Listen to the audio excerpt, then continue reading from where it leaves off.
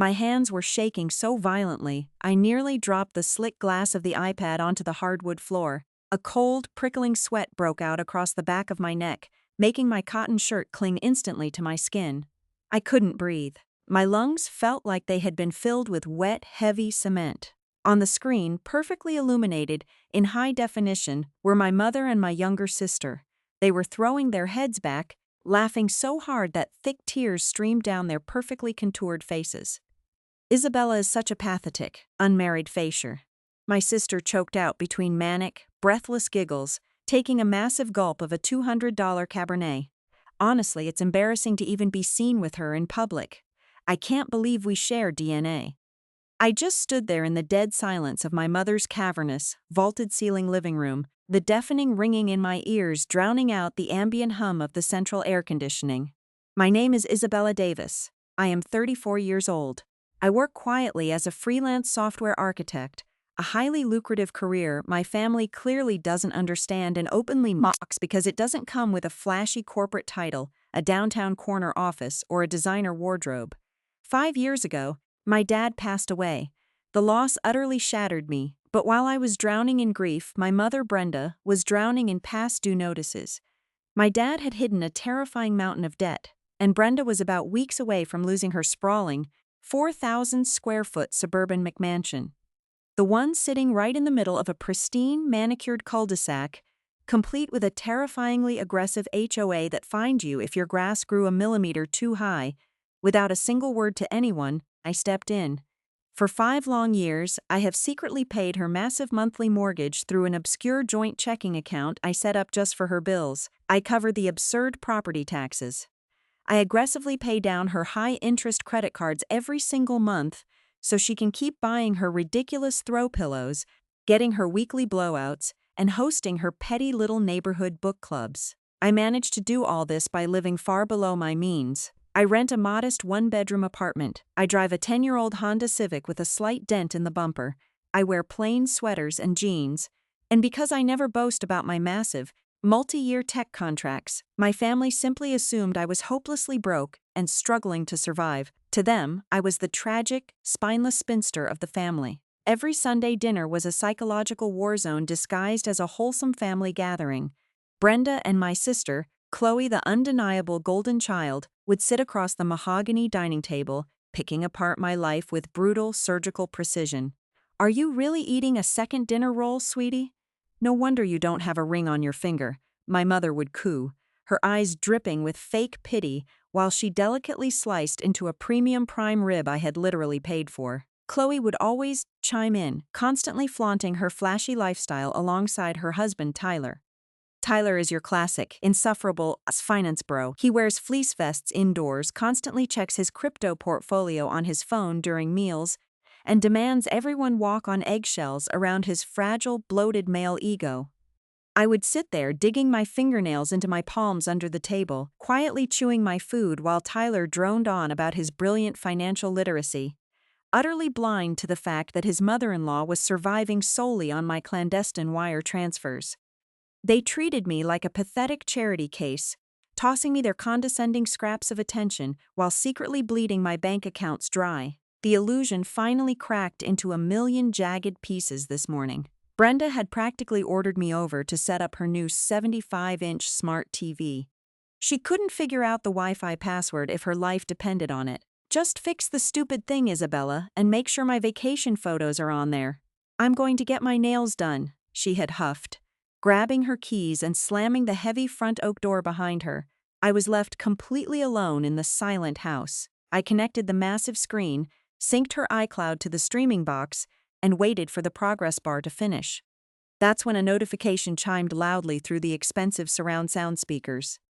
A family group chat notification. A chat I was absolutely not a part of. The message preview was a massive video file sent by Chloe, captioned, "Amming last night was hilarious. Here's the master plan." My stomach dropped straight into my shoes. My fingers hovered over the remote. A dark, creeping intuition paralyzed my thumb, sending a chill rushing down my spine. I clicked play. The video buffered for a split second before exploding onto the massive screen. It was filmed late last night on Brenda's pristine white granite kitchen island. Brenda, Chloe, and Tyler were huddled around, completely flushed with expensive wine. The exact wine I had bought for Brenda's birthday. So, here is the strategy, Tyler slurred, leaning heavily against the marble counter, an arrogant, punchable smirk plastered across his face. We hit the pathetic failure with the waterworks. Brenda, you tell her you have a dire, life-threatening medical emergency. Something totally uninsured. Heart valves, maybe. Chloe clapped her hands together like a manic, excited toddler. Yes, and we tell her we need exactly $50,000. Isabella is so pathetic and desperate for your approval, Mom. She'll drain that sad little 401k of hers in a heartbeat. My mother, the woman whose entire existence I had subsidized for half a decade, looked directly into the phone's camera. Her eyes were utterly dead, devoid of a single ounce of maternal warmth or soul. It's absolutely perfect, Brenda sneered, her lips curling into a vicious, predatory smile. We bleed the pathetic failure dry, Tyler gets the cash for his little margin calls, and Isabella goes right back to eating cheap canned soup in her dumpy apartment. We are taking everything she has. I hit pause. The silence that flooded the living room was deafening. My hands stopped shaking. The suffocating anxiety in my chest evaporated, replaced instantly by a cold, calculating, and absolute nuclear rage. They wanted to see exactly how much of a failure I was. I didn't smash the 75-inch screen. I didn't scream. I didn't tear the pristine white suburban living room apart with my bare hands, even though every single nerve ending in my body was screaming for absolute destruction. Instead, my terrifyingly calm survival instincts kicked in. I carefully backed out of the group chat, cleared the recently opened apps, and wiped my sweaty fingerprints off the sleek black plastic of the remote control. I walked out the heavy oak front door into the blinding afternoon sun, my heart hammering a slow, deafening rhythm against my ribs. The investigation in the dark had officially begun. For the next 2 weeks, I put on the greatest psychological performance of my entire life. I swallowed down the suffocating, acidic bile of my rage and played the submissive, quiet, easily manipulated daughter flawlessly. I had to let them think their disgusting little trap was working perfectly. The very next morning, Chloe practically dragged me on a sister bonding trip to Target. And by bonding, I mean she needed someone to push the heavy red plastic cart while she filled it with useless, overpriced seasonal decor she would throw away by August. You know, Isabella, if you just applied yourself a little more, you wouldn't have to check the price tag on a basic summer sundress. Chloe sighed loudly right in the middle of the women's apparel aisle. She took a loud, obnoxious slurp of her venti iced caramel macchiato, eyeing my faded denim jacket with absolute disgust. It's just sad. I worry about you. We all do. My fingers gripped the plastic handle of the shopping cart so tightly my knuckles turned stark white. I looked at her perfectly manicured nails and her smug, pouty lips. The sheer audacity of her gaslighting was almost suffocating. She was standing there, acting like the ultimate, successful suburban housewife, completely oblivious to the fact that the very credit card sitting in her Prada wallet was secretly funded by the sad sister pushing her cart. I'm fine, Chloe. Just budgeting, I forced out, keeping my voice soft and perfectly meek. She rolled her eyes dramatically, a heavy sigh escaping her lips. Budgeting, right. Well, Tyler says keeping money stagnant is for poor people. You should really listen to him. He's a genius with capital. That night, alone in my modest one-bedroom apartment, I went entirely unhinged. I opened my massive dual-monitor workstation, cracked my knuckles, and started the systematic, digital demolition of their fraudulent lives. I logged into my secure banking portal. My eyes traced the screen to the hidden joint account that had silently kept Brenda's entire world from collapsing for 5 years. With one satisfying, heavy click of my mouse, I completely severed the autopay connection to the monstrous mortgage. Delete.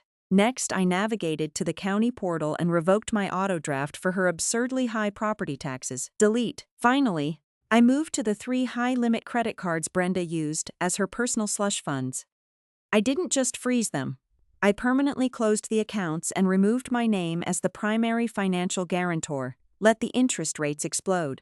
Let the late fees rain down. I was officially done being their ATM, but I wasn't finished. I needed to know exactly why they needed $50,000 so desperately. Using my background in data architecture, I started digging through public county court records and deep diving into the dark, messy digital footprint of Tyler Smith, the almighty finance bro, What I found made me laugh so hard tears actually pricked the corners of my eyes. Tyler wasn't a financial genius.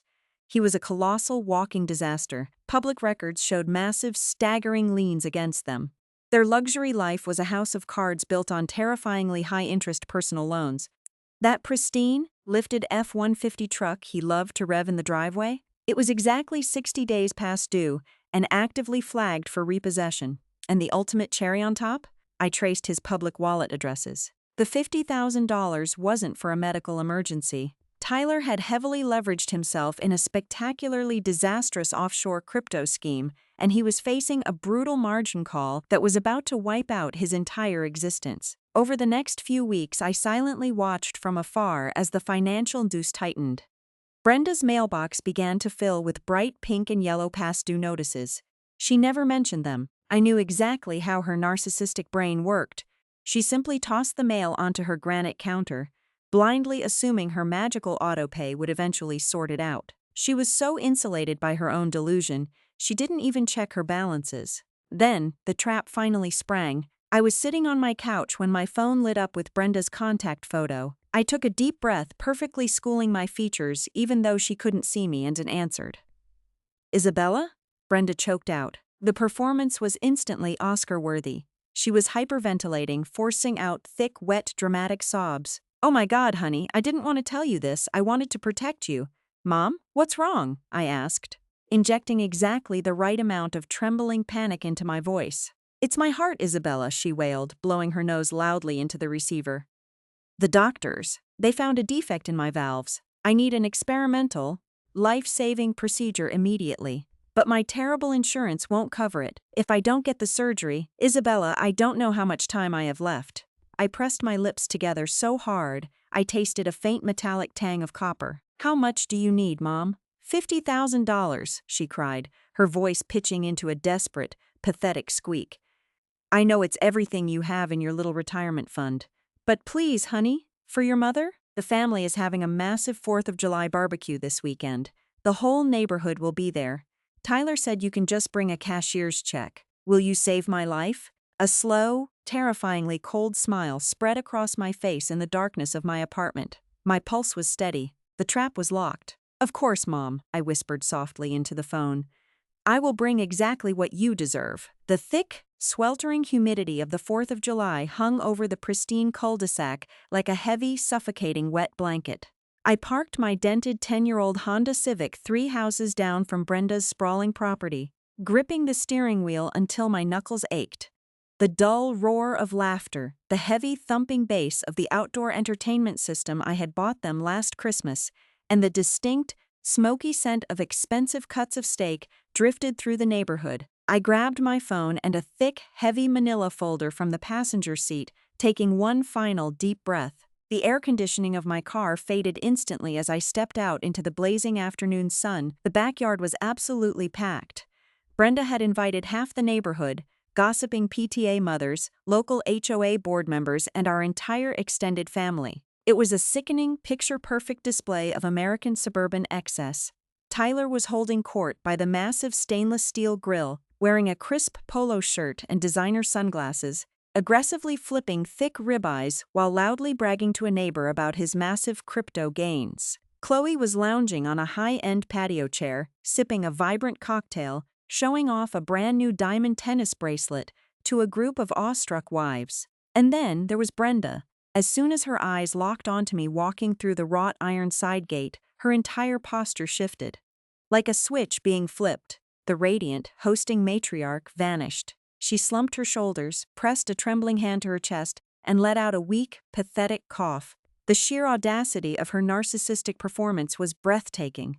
"Isabella, honey," Brenda rasped loudly, ensuring the group of neighbors around her stopped talking to pay attention to the tragic, sickly mother greeting her frumpy, broke daughter. "You made it. Did you bring what we talked about?" Her eyes darted frantically to my purse. She was practically salivating for the cashier's check. Tyler turned away from the grill, a disgustingly smug smirk plastered across his face. Chloe sat up straight, practically vibrating with excitement. The golden child and the finance bro were ready for their payday. Brenda didn't even wait for my answer. She grabbed a metal spoon and aggressively clinked it against her crystal wine glass. Clink, clink, clink! Everyone! Can I have everyone's attention, please? Brenda called out, projecting her voice over the backyard chatter. The music dipped slightly as people turned toward the patio. Brenda wrapped a dramatic arm around my stiff shoulders, pulling me into the center of the crowd. As you all know, our family has been through so much lately, Brenda began, forcing a thick, wet tear to pool perfectly in her eye. But times of crisis remind us what truly matters: family sticking together. Isabella is here today to make a monumental sacrifice for my health, proving that even those who struggle to find their own path can still step up when it counts. A collective, sympathetic "ow" rippled through the crowd of neighbors. "Do you have the envelope, sweetie?" Brenda whispered, her fake smile straining at the corners. "I have exactly what you asked for, Mom," I said, my voice eerily calm, smooth as glass. I didn't reach into my purse. I pulled out my phone. I swiped down the menu screen, my thumb hovering over the Bluetooth settings. Brenda's patio surround sound, connected. I cranked the media volume on my phone to the absolute maximum. "Isabella? What are you doing?" Chloe asked, her brow furrowing in confusion. I didn't answer. I opened the video file, and I hit play. Suddenly, the deafening, crystal-clear audio of Chloe's manic, drunken voice exploded out of the massive outdoor speakers, vibrating the very deck boards beneath our feet. "Isabella is such a pathetic, unmarried facier. Honestly, embarrassing to even be seen with her in public." The entire backyard froze. The neighbor holding a plastic cup of beer dropped it straight onto the concrete. "What is that? Turn that off!" Brenda shrieked, her face instantly draining of all color, replacing the fake sickly flush with stark, terrified white. She lunged toward the speaker controls on the wall, her hands trembling violently. But Tyler's booming, slurred voice from the video echoed across the entire cul-de-sac before she could reach the dial. "We hit the pathetic facier with the waterworks. Brenda, you tell her you have a dire, life-threatening medical emergency." "Something totally uninserd!" Tyler dropped his metal grill tongs. They clattered against the stone pavers. He stood completely paralyzed, his jaw hanging open, his eyes wide with unadulterated, primal panic as his entire fake persona disintegrated in front of the hoverboard.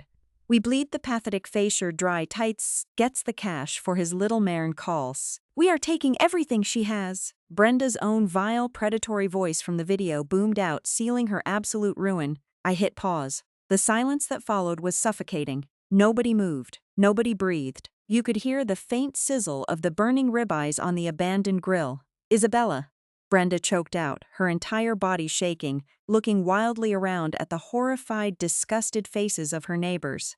That was out of context. A joke, I interrupted, my voice slicing through the humid air like a serrated knife. I stepped forward, no longer the meek, scapegoat daughter. The absolute rage I had swallowed for 5 years finally poured out of me. "You want to talk about a joke, Mom? The joke is that I have been secretly paying the mortgage on this 4,000 square foot house for 5 entire years while you paraded around playing the wealthy widow." Gasps erupted from the PTA mothers in the front row. Chloe covered her mouth, whimpering. "The joke," I continued, my voice rising, vibrating with pure, unhinged satisfaction, "is that Tyler isn't a financial genius. He's a broke, over-leveraged fraud who blew his money on a crypto scam, and his precious truck is flagged for repossession as we speak." "Shut up! Shut your mouth!" Tyler screamed, his face turning a violent, blotchy purple as he lunged forward, but 2 neighbors immediately stepped in his path, glaring at him with utter disgust. I slammed the heavy manila folder down onto the glass patio table. It burst open, spilling dozens of bright pink and yellow past due notices, canceled credit card statements, and aggressive foreclosure warnings across the surface. "I severed the autopay 2 weeks ago," I said, looking dead into Brenda's terrified wide eyes. "I closed the accounts. The free ride is over. You wanted to bleed the pathetic failure dry? Congratulations, Mom. Now you have absolutely nothing." Brenda let out a guttural, pathetic wail, collapsing to her knees on the patio deck, desperately clutching at the spilling foreclosure notices as the neighbors slowly started backing away, shaking their heads in disgust. I looked down at her, feeling nothing but cold, magnificent emptiness. "Have a happy 4th of July, Brenda. Good luck with the medical bills." I turned on my heel, my head held high, and walked straight through the crowd of stunned guests. I didn't look back at Chloe's sobbing, or Tyler's screaming, or Brenda's complete and utter public destruction. I walked out the wrought iron gate into the warm summer evening, and with one firm push, I slammed it shut behind me. If you loved seeing this incredibly toxic family get exactly the karma they deserved, make sure to smash that like button and subscribe to the channel for more daily revenge stories. Share this video with someone who needs a reminder to never mess with the quiet ones.